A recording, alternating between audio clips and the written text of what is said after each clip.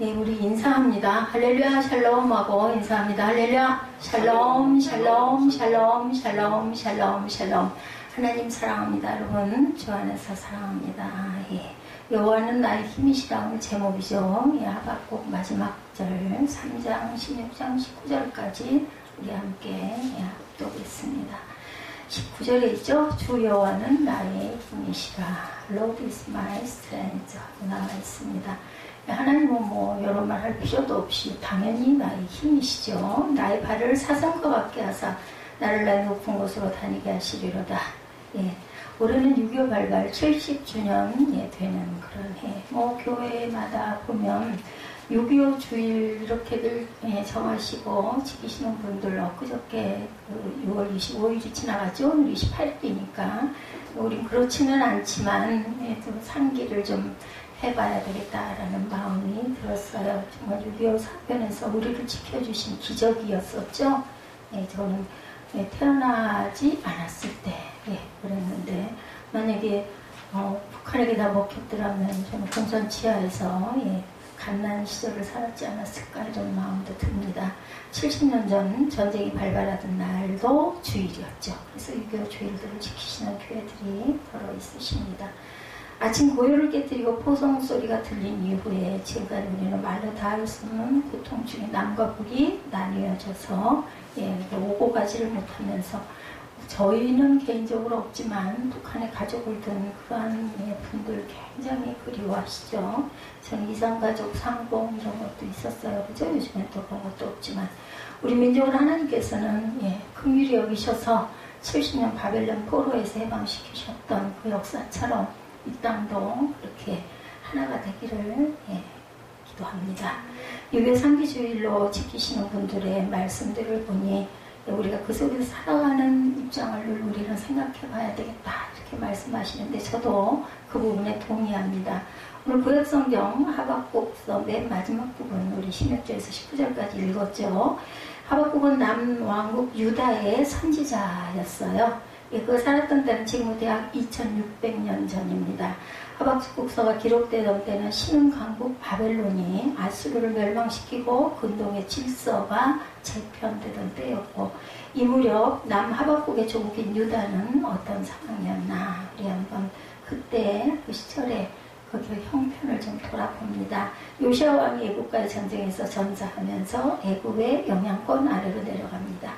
떠오르는 태양과 같은 바벨론은 주전 605년 갈구미스에서 애국을 격파하였고 그에 따라 유다는 바벨론의 손으로 들어가게 되죠. 바벨론은 유다를 당장 멸망시키지는 않았지만 자신들 입맛대로 왕을 바꾸고 포로를 끌어갑니다. 뭐 멸족이 점령했으니까 그죠?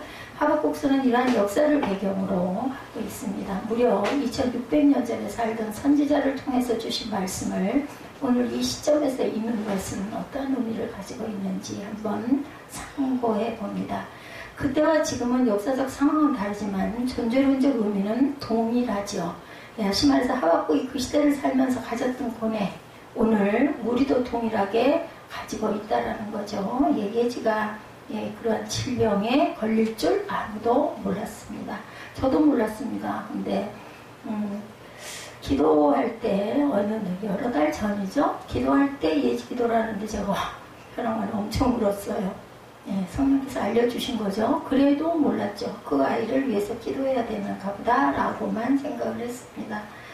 하박국서 그 시대의 그 고뇌 그랬을 것 같아요. 하박국은 얼마나 많이 울었을까. 나라를 빼앗기게 될 그런 위기 그런 것들을 생각할 때 그렇죠.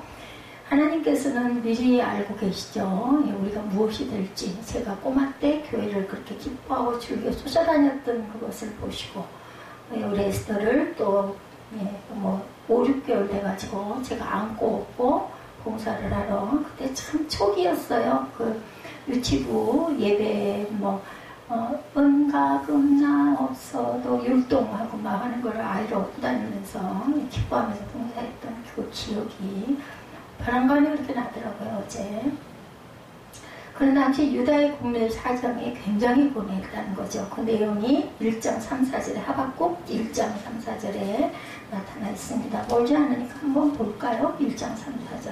어찌하여 내게 죄악을 보게 하시며 패역을 눈으로 보게 하시나이까? 겁탈과 강포가 내 앞에 있고 변론과 분쟁이 일어났나이다. 이러므로 율법이 해이하고 정의가 전혀 시행되지 못하오니 이는 악인이 의를 에워쌌으므로 정의가 굳게 행하여 짐이니라. 악인이 의인을 에워쌌어. 뭐 치워요. 그죠? 예, 여기 등장하는 단어들, 예, 강한 단어들이죠. 강포, 폐역, 겁탈, 변론, 분쟁. 단어만 봐도 당시 사회의 분위기를 우리가 알 수가 있을 것 같습니다. 유다 사회는 온갖 죄악이 사용되고 율법이 해이해졌고 정의가 시행되지 못했습니다. 유다 사회의 부조리를 말할 때 하박국은 고난받는 의인이고 억울한 피해자고 약자입니다. 게다가 언제나 악인에 비해 의인은 수가 적다 보니까 악인이 의인을 에워쌌다고 말하죠. 이런 상황에서 혼자만 열심히 율법을 지키는 것 어떻게 보면 바보 같고 예, 어리석게 보이죠. 저는 그 어린아이 찬양을 참 좋아합니다. 어린아이들 어떻게 보면은 어른들이 보면 다 보이잖아요. 이걸 막 감추고 그죠? 막 울었다 웃었다 눈치 봤다 하는 게 다 보여요. 어리석게 보이죠. 하나님 보시기에 우리가 아무리 난체를 해도 이 어린아이와 같이 보이고 어린아이는 어린아이 다울 때 예뻐 보입니다. 그래서 우리는 하나님 앞에서는 무장해제를 해야 된다. 저는 그렇게 생각을 합니다. 사무엘아, 예배드리기 싫으면 방으로 들어가. 휴대폰은 절대 보지 말도록 해. 조는 건 괜찮은데 휴대폰 보는 거는 안 돼. 그러지 말자. 이런 상황이 더 심각한 이유는 아무도 이런 문제를 해결하려고 하지 않기 때문이고 모두가 방치하고 있고 오히려 거기에 편승합니다. 하박국의 마지막 소망은 하나님뿐이었죠. 그래서 하나님께 부르짖습니다. 우리가 할 수 있는 거 뭐 있겠습니까? 기도밖에. 뭐 의사도 못 고치고 뭐 계속 반복되고 뭔지도 잘 모르겠고 이건가 저건가 막 헤매고 할 때 우리가 할 수 있는 거 기도고 감사하게도 어찌됐든 믿지 않는 사람들은 그럴래니까 그랬지 이렇게 얘기했죠. 하지만 우리는 믿습니다. 기도하고 신방하면서 아이가 나아졌어요. 뭐 완전히 다 낫진 않았지만 거의 예? 뭐 여기 왔을 때에다 비하니 어제 뭐 숨도 뭐 거의 정상으로 쉬고 감사하더라고요. 문제는 하나님께서 그런 반응이 없는 것 같다. 우리가 기도를 해도 그런 반응이 없을 때도 있어요. 그것도 하나님의 응답이라고 그러죠. 기다려라 라는 사인이라고도 생각을 해보게 돼야 합니다. 2절에 여호와여 내가 부르짖어도 주께서 듣지 아니하시니 어느 때까지일까 내가 강포로 말미암아 외쳐도 주께서 듣지 아니하시나이다. 이렇게 대답합니다. 강포하다 말하네요. 네, 이것이 하박국의 고뇌였고 하나님께 제의한 항이었습니다. 2600년 전에 살았던 선지자 시대의 일을 오늘에 와서 읽는 의미는 역사적 상황은 달라도 존재론적 의미는 동일하기 때문입니다. 하박국과 같은 심령, 심정, 예레미야와 같은 심정, 이사야와 같은 심정, 또 바울 사도와 같은 심정을 믿는 자들은 때로는 강하게 때로는 약하게 느끼고 갑니다. 그래서 눈물도 나고 회개도 하고 기도도 하죠. 은혜예요. 여러분들 그럴 수 있다는 거. 예배 정말 지루해. 찬양 오늘 찬송가를 조금 중간에 넣다 보니까는 좀 길었어요. 엄청 힘들죠. 지루하죠. 은혜 받지 않는 사람들은 정말 힘듭니다. 근데 은혜를 받는 사람들은 한순간에 지나가고 당연히 예배드리러 왔으니까 뭐 예배를 뚝딱 얼른 40분 내에 딱 드리고 나머지 뭐 할 건데 주일날 저는 그렇게 생각하지 않아요. 다른 날은 더 긴데 주일날 적어도 기본으로 말씀 3, 40분, 찬양 30분, 기도 30분 이 정도는 해야 된다 생각하기 때문에 저희 교회는 2시간 가까이 예배가 진행이 됩니다. 힘드신 분들은 주인 말미로 나가서 편하게 예배 드리셔도 됩니다. 우리도 하박국의 고뇌와 같은 고민을 늘 안고 있죠. 그렇다면 지금 우리는 대한민국 사회에 대해서 어떤 고뇌를 여러분들 하고 계십니까? 저는 이 코로나 바이러스 좀 빨리 끝나서 편하게 마스크 좀 안 쓰고 왔다 갔다 별로 왔다 갔다 하는 일도 없지만 또 하고 싶은 운동을 좀 편하게 할 수 있었으면 이게 소망이라는 소망입니다. 그래도 저처럼 편한 사람은 없는 것 같아요. 얼마나 직장의 학생들 직장 생활하는 분들 또 사업하시는 분들도 굉장히 여러 가지 경제적인 타격으로 발주도 적고 매출도 적고 그렇다고 제가 들었습니다. 저는 잘 모르지만 어쨌든 굉장한 어려움들이 있으신 거 잘 안타깝게 생각하고 우리 계속 기도해야 합니다. 대한민국은 절망공화국이다 이런 말들이 많이 돌고 있습니다. 사업을 하는 사람은 수익이 남지 않는다고 합니다. 젊은이들은 취직이 안 된다고 아우성인데 문제점이 있더라고요. 취직을 꼭 자기가 원하는 데 가려고 하니까 안 되는 건 아닐까 이런 생각이 들기도 합니다. 직장인들은 묶여있는 게 너무 힘들고 그래서 편하게 사업을 하자 해보니 사업은 또 수입이 안 나면 막 그저 있는 자본도 별로 없는데 잘려서 나가니까 망하게 될까봐 겁이 나고 그래서 스트레스를 엄청 받게 되죠. 상대적 박탈감이 점점 커져서 중산층이 사라져 간다고 그래요. 그러니까 뭐 그래서 그게 아주 잘 살거나 아니면 못 살거나 중간층이 없어지는 거죠. 경제 정의도 무너져서 대기업은 작은 기업의 희생을 통해서 성장하고 가진 사람들은 자본과 정보를 이용해서 더 큰 부를 축적하는 반면에 약자들은 약간의 기회마저 박탈당하고 있습니다. 그래서 이번에 우리 뭐 재난카드 줄 때 뭐 매출 얼마 이하인 그런 데 가서 많이 사라 해가지고 대기업이나 이런 데는 최저임금이나 이런 데는 사용하지 못하게 해서 좀 많이 편해졌다라는 그런 말들 좀 듣고 싶어 하는데 별반 크게 유익은 없었던 걸로 제가 봅니다. 우리 사회뿐만 아니라 전 세계적으로도 부의 편중은 매우 심각하다고 합니다. 전 세계 부자 8명이 지구 전 인구 절반이 가진 것과 동일한 재산을 가지고 있다고 합니다. 이러다 보니까 삶에 만족하는 사람이 점점 줄어들겠죠. 절망은 자연스레 피로를 가져오고 삶으로부터 물기가 빠져나가서 아무리 짜도 물 한 방울 나오지 않는 오래 마른 수건처럼 사람들의 마음이 자꾸 메말라가고 있어요. 인정도 사라지겠죠? 아름다움을 찾고 느낄 여유가 없습니다. 그러다 보니까 다른 이들에게 관심 당연히 갖지 않죠. 그렇지 않아도 휴대폰의 그 활성화가 이루어지면서 다른 사람들에게 여유 없어요. 누가 뭐 죽는다고 해도 그래서 흘낏 한번 쳐볼까요?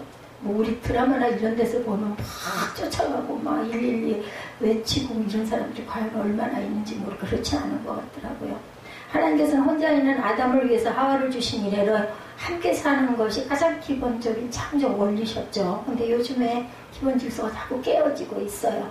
함께 하는 것이 힘들어합니다. 오히려 결혼을 졸업하는 졸혼이라는 이상한 단어가 만들어져 나왔다고 그래요. 졸업이 아니라 졸혼. 아시겠죠? 무슨 뜻인지. 혼자 사는 원룸이 우리 사회의 일부가 된 지 이미 오래고 혼자 사는 혼족이 점점 늘어납니다. 우리나라 총 가구의 4분의 1 이상이 1인 가구라고 합니다. 그러면서도 육체적 욕망을 해결하려는 온갖 부정한 일들은 또한 벌어지고 있습니다. 여기에 보태서 국가 안보도 굉장히 불안하다고 그러죠. 금방이라도 핵이나 미사일이 강타할 것만 같습니다. 그런 얘기하면 저는 먼 나라 이야기 같아요. 실제 일어나고 있는 일이겠죠. 그래서 뭐라고 그래요? 무식하면 용감하다. 구태여 그러면 꼭 많이 알려고 저는 안 합니다.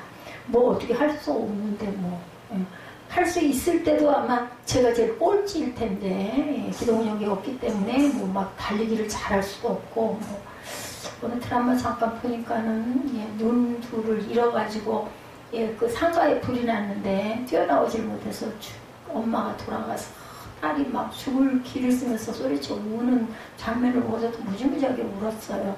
그 아버지가 바람이 나가지고 다른 여자한테 재혼을 하는 바람에 이혼을 하고 뱃속에 있던 태아가 기형아가 돼서 태어난 자폐아가 되고 기형아가 돼서 나오는 바람에 그 아이가 산에 사람들한테 끌려가가지고 얼어서 죽고 그 충격으로 엄마가 눈을 잃어버려요. 그래서 맹인이 되죠. 불구덩이 속에서 죽은 거 보고 그 아버지가 친아버지가 이제 나중에들 알아가지고 왕래하려고 하지만 딸은 따라나갔는데 절대로 응답을 하지 않습니다.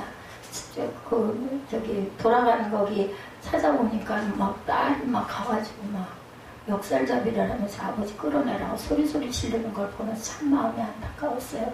눈만 보였으면 살았어. 눈만 보였으면 당신이 엄마 눈을 이러고 실명하게 했기 때문에 엄마가 불에서 타서 죽었어. 어디라고 여기를 와. 그렇게 외치더라고요. 이런 일들이 비일비재로 일어나는 현실. 뭐 드라마니까 그랬겠지만 현실 속에서 이런 일들이 얼마든지 일어날 수 있는 일이죠. 제가 그 얘기 왜 했느냐 하면 그런 거 열심히 보려고 안 한다. 우리 상가에 만약에 불이 난다면 제가 눈이 있기 때문에 보기는 하기 때문에 나가기는 나가도 뛰어나가는데 뭐 제일 꼴찌로 뛰어나갈 것 같아요.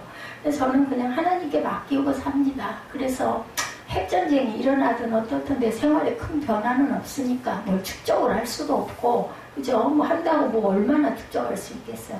그저 있다가 하나님이 마지막 때가 돼서 멸망하게 되거나 아니면 전쟁이 나서 뭐 핵으로 뭐 죽으면 뭐 옛날처럼 총 쏘고 뭐 탱크 밀려와가지고 6.25 때처럼 그럴 일은 없잖아요. 순간적으로 그냥 돌아가는 거고 내 영혼은 하나님께 의탁하고, 데려가실지 안 데려가실지도 정확하지가 않죠. 우리는 구원의 확신을 가지고 살아가지만 그 누구 마음이에요? 하나님 마음이죠. 그죠?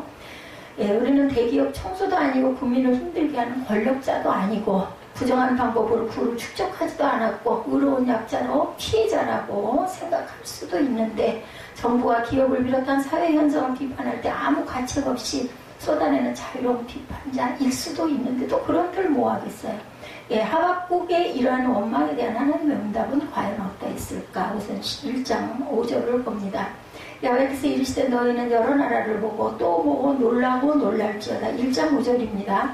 너희의 생전에 내가 한 가지를 행할 것이다. 누가 너희에게 말할지라도 너희가 믿지 아니하리라.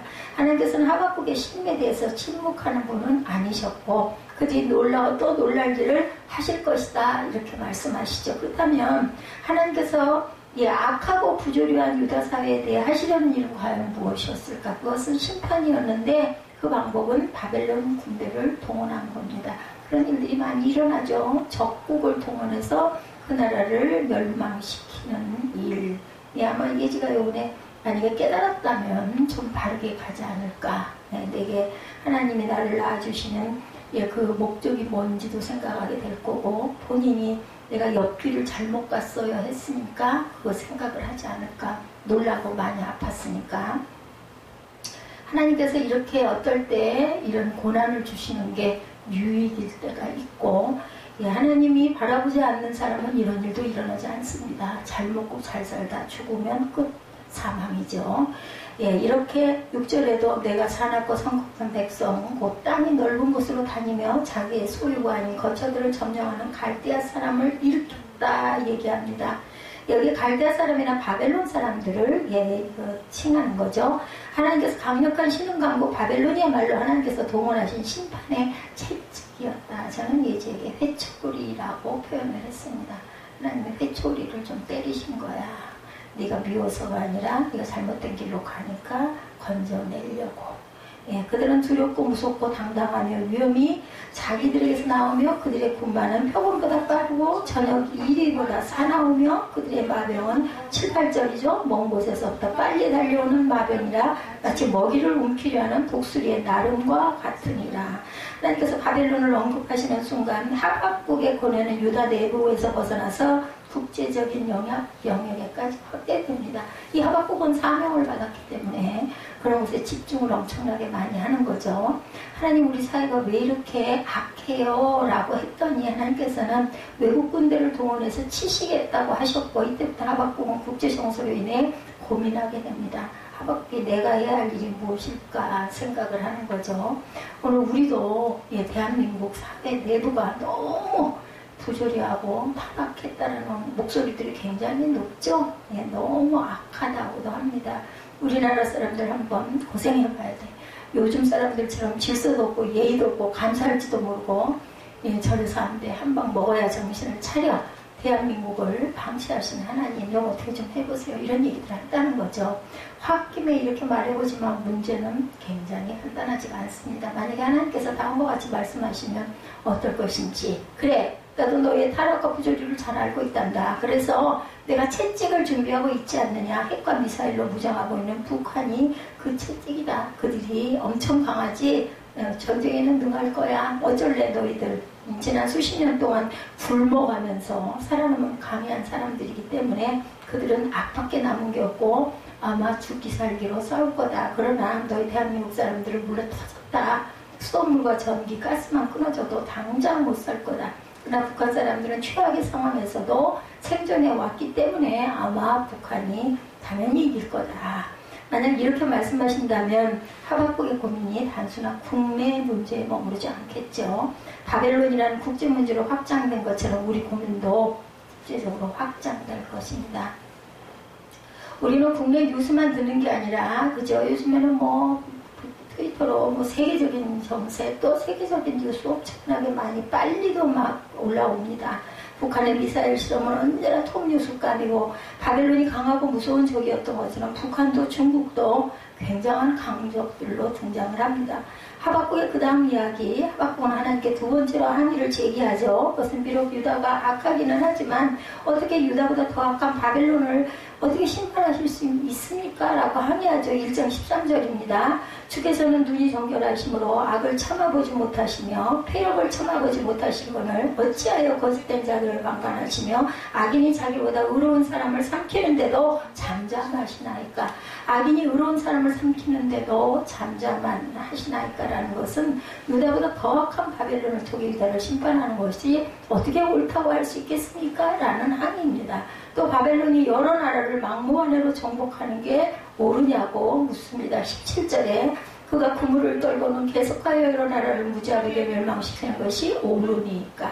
지금 우리도 동일한 항의를 하나님께 하고 있습니다. 비록 대한민국이 여러 가지 문제투성이고 부조리가 심하고 채찍과 개혁이 필요하기는 하지만 그렇다고 해서 어떻게 하나님을 인정하지도 않고 교회를 핍박하는 잔인 무도한 북한으로 우리를 위협할 수 있느냐 이렇게 항의할 수도 있다는 거죠. 어떻게 우리를 36년 동안 핍박한 일본이 지금도 영토 문제와 위안부 문제 등으로 우리를 조종할 수 있느냐 이렇게 항의할 수도 있겠죠. 수천 년 동안이나 우리를 힘들게 한 중국이 어떻게 지금까지 말도 안 되는 방식으로 우리를 억누를 수 있느냐. 언젠가부터 인터넷 물건들이 거의 메이드 인 차이나가 많아요. 이 메이드 인 차이나는 싸요. 싸서 날짜가 여기서는 한 3, 4일, 4, 5일이면 올 게 한 2주일 가까이 걸려도 싼 물건을 사는 경우들이 많이 있습니다. 근데 정말 메이드 인 차이나 써져 있으면 싫어요. 찝찝해요. 비슷할 경우에는 꼭 메이드 인 코리아를 찾게 됩니다. 예전에 제가 30대에는 메이드 인 자펜 아니면 프랑스 이런 USA 이런 거 굉장히 좋아했죠. 근데 지금은 이제 메이드 인 코리아를 선호하죠. 하박국의 상황과 우리의 상황이 흡사하죠. 이런 상황에서 우리가 생각할 문제 한번 봅니다. 6.25 그 부분에 좀 초점을 맞춰서 한번 우리나라를 돌아보자, 하나님께 감사하자 이런 의미로 제가 잘 아는 말씀 하박국 3장을 중심으로 말씀을 펼쳐서 조금 말씀이 딱딱할 수도 있을 거예요. 그래도 한번 좀 묵상해 보십시다. 첫째, 우리나라라고 해서 역사에 소용돌여서 특별할 게 없다는 엄연한 사실을 마음에 새기는 것. 남왕국 유다는 하박국 이후 결국 바벨론에게 아시죠? 멸망당합니다. 유다만 멸망한 게 아니라 지금까지 숱한 나라들이 나타났다가는 다 사라지죠. 우리는 대한민국만은 결국 그런 운명을 맞이하지 않을 것이다 라고 생각하고 또 그렇게 기대합니다. 왜냐하면 6.25 동란 같은 그것에서도 우리가 이렇게 경제대국으로 성장했죠. 중간에 위험한 고비가 여러 번 있었는데도 이만큼 성장하다 보니까 하나님이 우리나라 보호하실 거야 이런 마음이 많이 생깁니다. 우리라고 해서 같은 결과에 이르지 말라는 법은 없는데 정신 차리지 않으면 분명히 먹이가 되고 먹힐게 될 건데 유다 바벨론에게 멸망할 때 그들이라 해서 그렇게 되기를 원했겠나, 그죠? 구한말에 우리가 일본에게 합방당할 때 누가 그렇게 되기를 원했겠습니까? 지금도 당연하죠.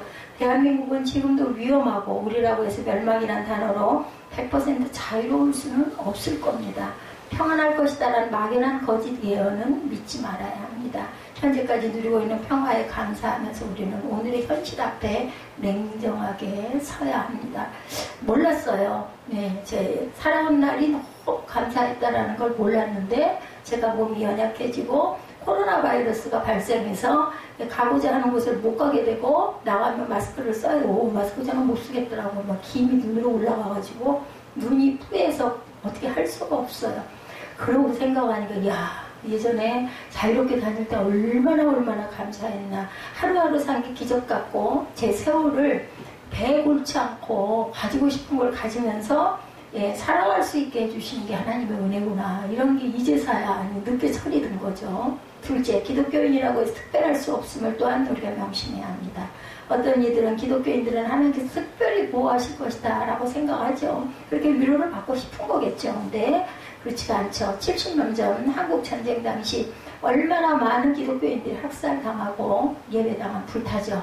오히려 기독교인들은 더 집중 포화를 받습니다. 본문의 하박국도 마찬가지였죠. 11절 본문 16절에 보니 내가 들어있음으로 내 창자가 흔들렸고 그 목소리로 말미암아 내 입술이 떨렸다 이렇게 고백합니다. 무리가 우리를 치러 올라오는 환난 날을 내가 기다림으로 썩이는 것이 내 뼈에 들어왔으며 내 몸은 내 처소에서 떨리는도다. 여기서 무리가 우리를 치러 오는 환난 날이란 구절은 두 가지로 해석될 수가 있습니다. 하나는 바빌론이 유다를 침공하는 날, 그렇죠? 다른 하나의 해석 방법은 유다를 침략하는 바벨론에게 환난이 임하는 날을 의미하기도 합니다. 하나님께서는 그 악한 적국을 이용해요. 그죠? 애국도 마찬가지고. 그래도 결국은 그냥 안 두십니다. 그걸 이용해서 목적 달성하고 나면은 그 나라도 멸망시키죠.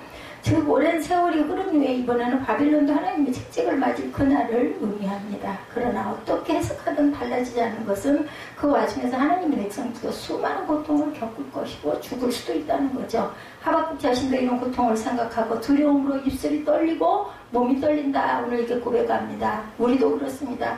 기독교인들도 대한민국이 당하는 어려움과 고난을 똑같이 당하겠죠. 오히려 어쩌면 더 큰 책임감을 가지고 크게 당할 수도 있습니다. 그러기에 현실은 정말 심각하다. 먹고 살 만큼 쌓아나왔다고 부산은 안전할 것이라고 안심할 일은 아니죠. 지금은 우리는 대한민국 5천만과 하나로 연결된 하나의 공동체 이론입니다. 나라의 번영은 우리의 번영이고 나라의 고난은 우리의 고난이기도 하다라는 거 여러분들 아마 다 인정하실 것입니다.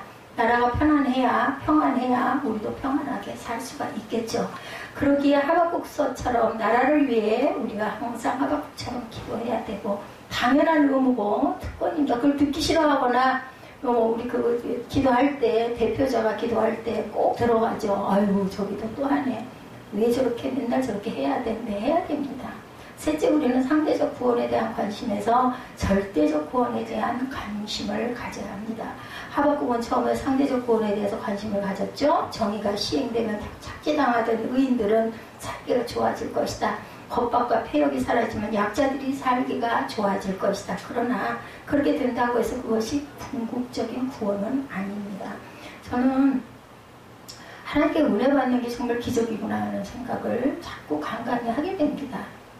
은혜 받지 않는 사람이 예배가 아까 말씀드린 대로 1시간 30-40분 정도가 연장이 되면 얼마나 힘들겠어요. 근데 은혜 받은 사람들은 조금 길어도 그 정도로 힘들지 않거든요. 얼마나 은혜예요. 그죠?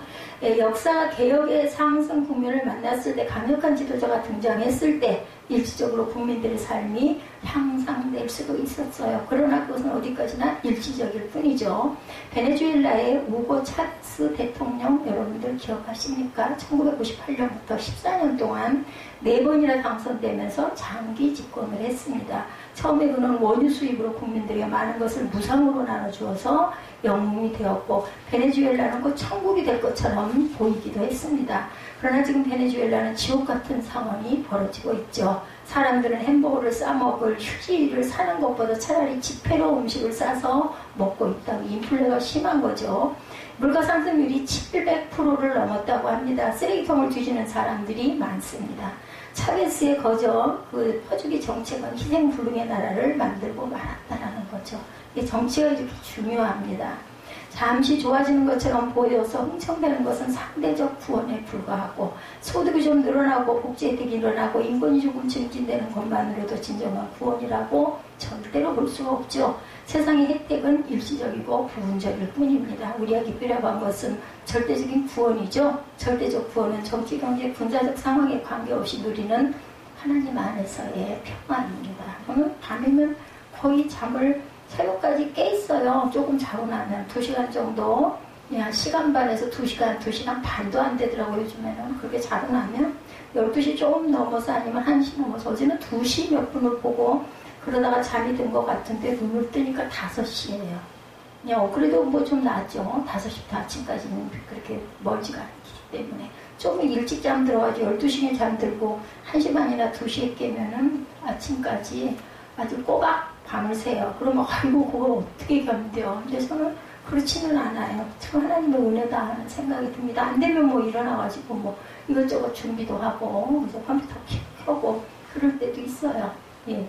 가슴이 앉아있기가 너무 힘들어서 이게 기대고 눕는 일들이 많다 보니까 그게 좀 불편하지. 뭐 밤을 거꾸로 낮으로 바꾸면 근데 건강에는 굉장히 나쁘겠다 이 생각은 합니다. 근데 뭐 어쩔 수가 없어요. 뭐 특별히 뭐 낮에 많이 자서 그런 것도 아닌데 방법이 없죠. 그래서 하나님의 은혜가 정말 감사하다는 생각을 해요. 정치가 혼란해도 마음이 평안한 것, 경제적으로 핍절해도 늘 감사할 수 있는 것, 군사적 위기가 와도 두려워하지 않는 것, 전쟁의 폭음 속에서도 찬송할 수 있는 것이야말로 절대적인 구원입니다. 하박국도 처음 국내 정세에 대해서 하나님께 항의할 때 그 상황이 좋아지면 형편이 좋아질 것이다 라고 기대했는데 나중에 그것은 궁극적 구원이 아님을 알게 됩니다. 아니죠. 여러분들은 아마 다 아실 거예요. 하박국 시대에 살지 않고 지금 우리가 그 성경 66권을 다 알고 있기 때문에 그렇죠. 여러분들 꼭 구원받으시기 바라요. 저도 천국을 갈 수 있을지 없을지 모르고 최선을 다해서 노력하고 있지만 여러분들 은혜가 전혀 없는 분들은 그거 포기하지 말고 은혜를 받도록 노력도 해야 합니다. 예배를, 말씀을, 기도를, 찬양을, 그죠? 이랬던 하박국은 하나님과의 대회를 통해서 드디어 참 구원에 도달하죠. 욥도 그렇습니다. 왜 내가 이런 고난을 당합니까? 나는 의로운 자입니다. 아주 하나님을 원망하기도 했고 별별 해석을 다 했는데 결론은 내가 깨달았구나 라는 것을 깨닫고 하나님의 큰 은혜가 임하는 그런 내용으로 끝이 나서 너무너무 감사하더라고요. 욥기 통해서 많은 거를 느꼈어요. 너무너무 나는 정말 평안한 삶을 살았구나. 너무 감사하더라고요. 17, 8절 한 게 있습니다. 너무 잘하는 말씀이죠. 비록 나무가 무성하지 못하며 포도나무에 열매가 없으며 감람나무에 소출이 없으며 밭에 먹을 것이 없으며 우리의 양이 없으며 외양간에 소가 없을지라도 나는 야훼로 말미암아 즐거워하며 나의 구원의 하나님으로 말미암아 기뻐하리로다. 이게 우리의 목표고 이게 결론입니다. 유다 사회가 정의롭고 바른 사회가 되어 형편이 좋아지기는커녕 더 악화돼서 아무것도 없어도 바벨론의 침략으로 다 빼앗기고 아무것도 남지 않아도 하나님으로 인해 즐거워하고 기뻐하겠다는 고백. 이 상태는 구원이겠다라고 여겨집니다. 전쟁으로 인해 떨림 가운데 맛보는 절대 기쁨, 절대적인 구원이 가져오는 평화. 뭐예요? 그냥 생각 내놓는 거죠. 뭐 죽으면 천국, 뭐 살면 살고 오히려 너무 공고하면 아유 나 빨리 갔으면 좋겠어 이런 얘기들 많이 하죠. 저 신학교 다닐 때 그런 얘기도 너무 힘드니까 많이 대개들 주부들이 많았어요. 제가 다니는 신학교는 나이들도 많고 아이고 죽겠네 그냥 나 얼른 갔으면 좋겠네. 그러면 옆에 있는 동기가 아이고 무슨 복에 가 아무나 가는 줄 알아 이제 이런 얘기들 하고 웃었던 게 기억이 나요. 이런 평화, 여러분들 우리는 무엇을 해야 될까? 여러분들 생각해 보십시다. 잠깐만이라도 휴대폰과 노트북 그것이 아니면 생활이 안 되는 요즘 시대에 이거 생각하는 일조차들도 안 하시려고 그러죠. 이 시간이라도 잠깐 제가 여기 서 있으니 딴 거 못 하시는 분들 잠깐 생각해 보십시다. 털끝만큼도 책임이 없다고 여기면서 고난받는 의로운 약자로 자처하면서 자유로운 비판자가 되면 그만일까? 아니면 김정은을 저주하고 지금까지 정치 지도자들을 비판하며 문제가 해결될까? 아니면 새 정부가 새로운 정책으로 사회를 안정시키고 안보가 든든해지기를 바라면 될까?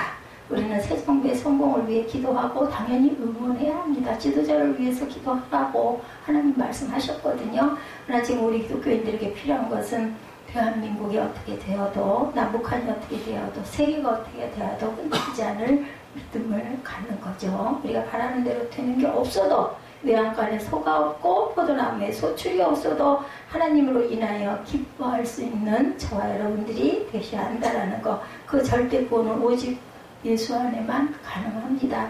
키를 딱 주셨죠? 예. 뭐를 하는 사람들? 믿는 자들에게는. 그렇죠. 역사는 지금까지 흘렀고 우리 조국의 역사도 부침 속에서 흘러왔고 대한민국도 북한도 당연히 흘러갑니다. 그 속에서 우리도 함께 흘러가겠죠.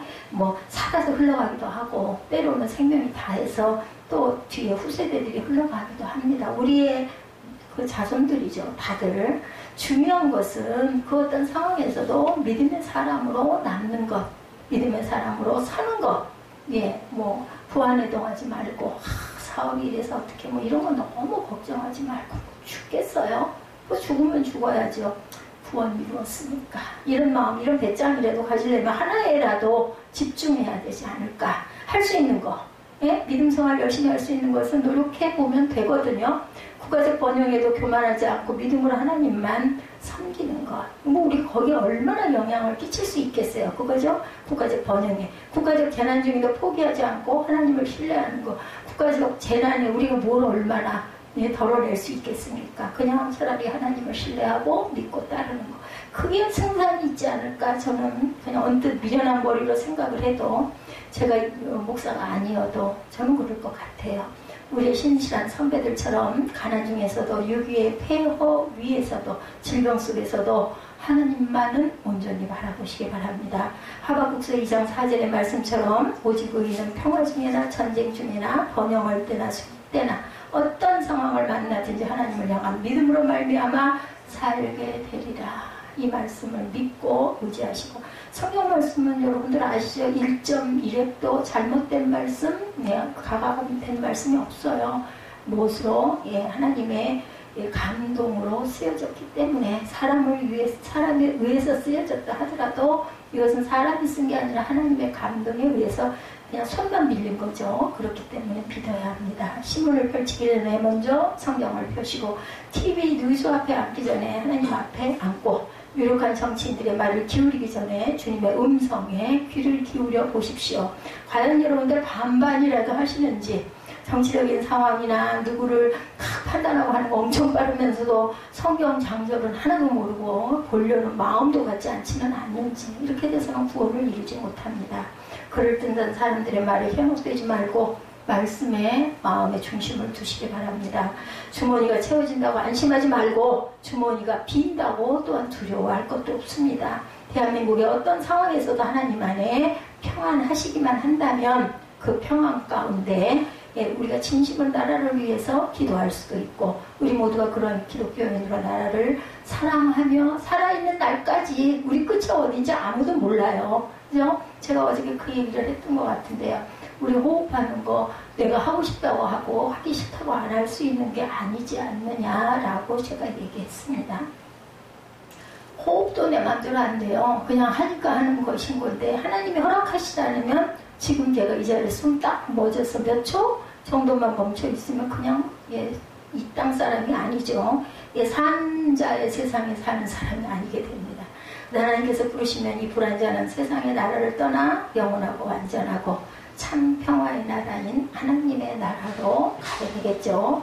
우리 모두에게 그런 은혜가 한 사람도 빠짐없이 임하시기를 주님의 이름으로 축복합니다.